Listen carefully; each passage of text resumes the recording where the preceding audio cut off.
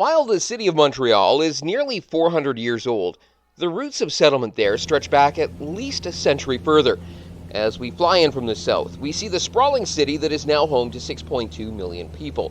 At one point in time, though, near the base of the eponymous Mont Real, or Mont Real in French, was a fortified village of roughly 3,000 people. The village was called Hochelaga and was a settlement of St. Lawrence Iroquois. It was visited by Jacques Cartier when he was exploring the St. Lawrence River during his first trip to Quebec. He arrived on the island where the three hills that make up Mont Real stand in October of 1535.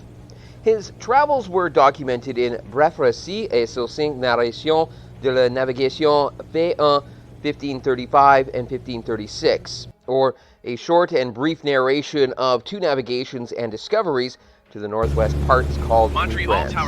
Published in 1545, it detailed his voyage into the St. Lawrence Valley during his second voyage to North America.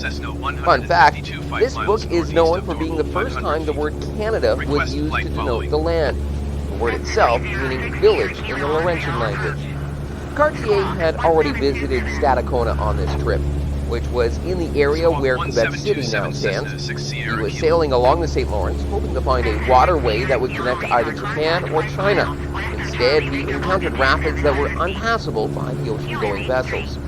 According to his own records, Cartier landed near Hochelaga on October 2nd. They spent the night on the boats, and the next day walked to the town itself, a trek of roughly 10 kilometers.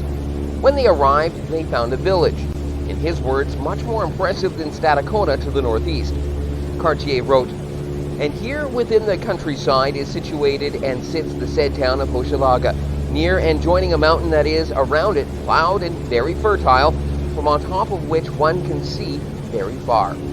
In visiting the community itself, he took note of how it was organized, writing, "The said town is all in a circle, enclosed in wood, in 3 ranks, in the manner of a pyramid, crossed at the top, having a row perpendicular to it all. And this town, there is only one door and entrance. There are within this town roughly 50 houses, each about 50 steps long." After a tour of the village, Cartier and his men were taken up to the summit of the hills, which he had dubbed Mont Real in honor of King Francis I. From the top of the mountain, he was able to see the river and the rapids, which were impassable for his ships.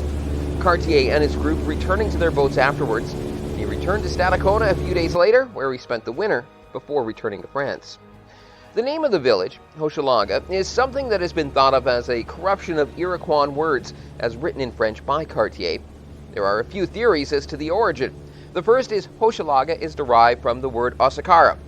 This word has been translated to beaver dam or even beaver path. The second theory proposed is it is derived from the word Osheaga, which means big rapids. This would make sense given the Lachine Rapids are nearby. Another theory is the word Osheaga means people of the shaking hands. This comes from what the Iroquois people are said to have called Cartier and the other Frenchmen out of bewilderment for their customary greeting of people with a handshake, which was not something seen by the Iroquois who resided at Hochelaga. While Cartier had traveled back to France, he would return in 1541. When he arrived at Mont Real, though, he made no record of the village he had visited 6 years before. In fact, there were no traces of the village having been there. It is believed the village was destroyed. There are a number of theories that have been posited. One is a war with the people of Stadacona. Another proposed cause of the disappearance of the people of Hochelaga is a war with either the Haudenosaunee to the south or possibly the Huron to the west. Another theory that has been posited is the occupants of the village succumbed to diseases brought over from the Old World. As for the exact location of the village, this has been proposed to be at a number of locations. Some say it was close to the site of where McGill University now stands.